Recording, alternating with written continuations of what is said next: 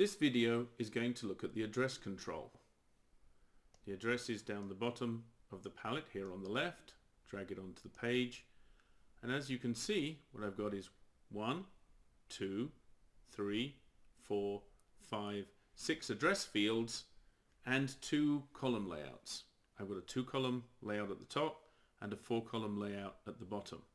So the address control is simply a way of taking 6 fields and 2 column layouts and dropping them on the page in one go. But now that they're here, I can work with these as individual fields. Address 1, address 2, city and zip are ordinary text fields. If, for example, I decide I don't need address 2, I can just remove it. I can also rearrange these fields. If I want city up next to address 1, I can do that. This state field is actually a state kind of field. You can see we've got state over here. It's a pre-filled list selection that shows all of the states within the United States of America. Similarly, the country field is another specific kind of field. You can see it here in the palette.